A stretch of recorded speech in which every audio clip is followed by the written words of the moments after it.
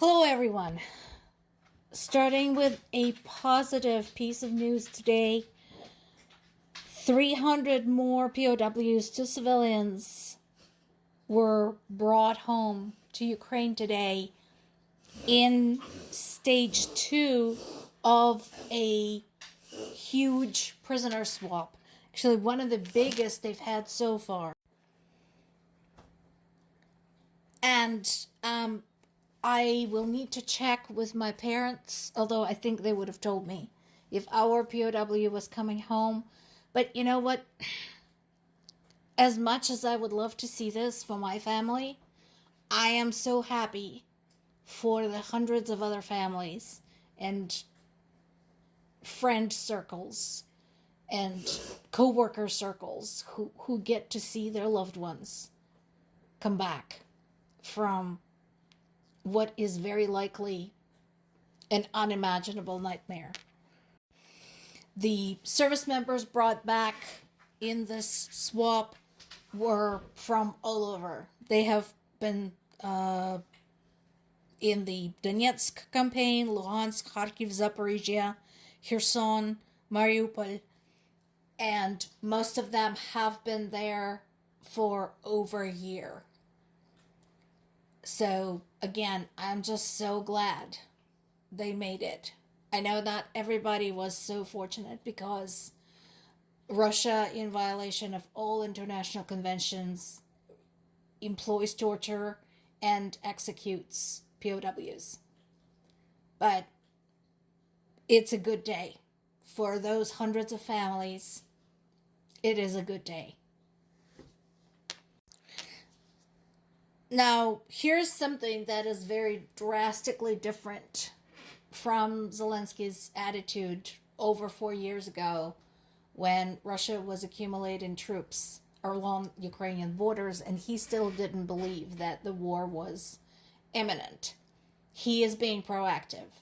So this is one of the areas where, as I mentioned before, Zelensky did a lot of growing up.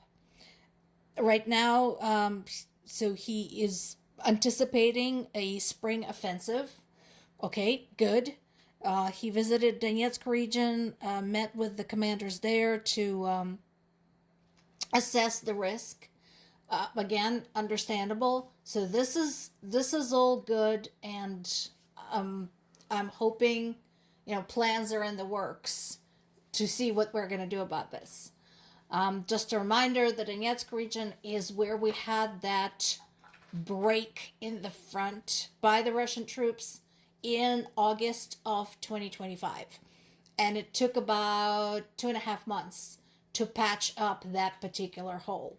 So, understandable that there is a concern. And I'm sure they're also checking other parts of the front. As I mentioned in the past, one of the biggest challenges with this war is the length of the front line. Again, the easiest way to kind of comprehend this is to go and look at the maps. Institute for the Study of War has really good maps and numbers.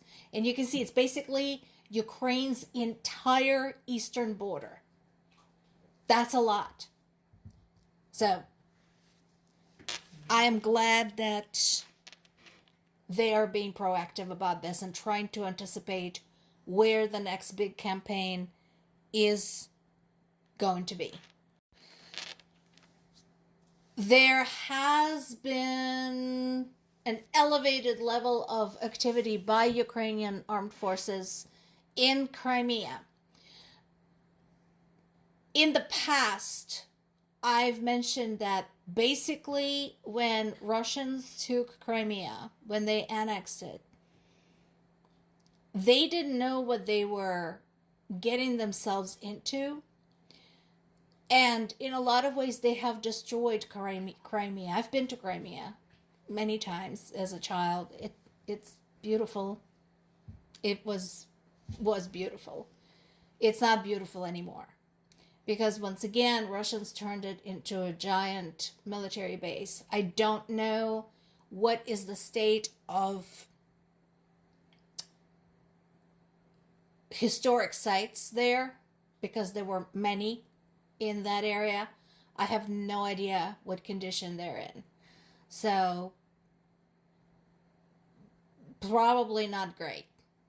But anyway, but what is happening right now is Crimea is rapidly becoming too hot to hold on to, because it has become much like border regions of Russia, like Belgorod, like Kursk, like Orel, and so on, a military base, a legitimate military target. So, according to the information from Ukrainian military command, Ukrainian drones successfully hit Russia's aircraft repair plant in Crimea. And we go back to what I've been saying all along. What is the best weapon? It's the one that never gets fired. What is the best drone? Best missile? Best aircraft? Military aircraft? The one that never even has a chance to leave the ground. And this is exactly what they did. Thus, the targeting of an aircraft plant. Nip it in the bud, basically. And there have been videos released. Again, Ukrainians have been really good about providing evidence of what's been struck, what's been done, all of that as the war goes on. And so there have been videos released showing the strikes, targeting vessels, air defense systems, aviation assets, all of that. Meanwhile, just to remind everybody, the war in Iran is still going on. I don't care what the U.S. government calls it. They can't seem to agree with one another as to what to call it. But it's still going on. And Trump continues to pressure Zelensky and the rest of Ukrainian people into making some kind of truce with Russia. He still hasn't twigged that Russia is Iran's ally. That right now, in exchange for all of those Shahed drones that Iran had sent to Russia to murder Ukrainian civilians, Russia is providing military aid to Iran, which is targeted at killing U.S. military personnel and whoever else that happens to hit. So I don't think it's sunk in yet. Basically, in a way, it could be argued that since Trump decided to go and bomb Iran, he has entered a conflict with Russia.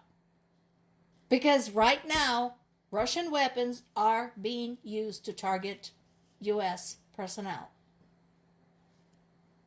Somebody should tell him that, except that somebody should be either somebody from Pentagon or from the Department of Homeland Security. And in case you haven't noticed, we haven't got any leadership there right now for a variety of reasons.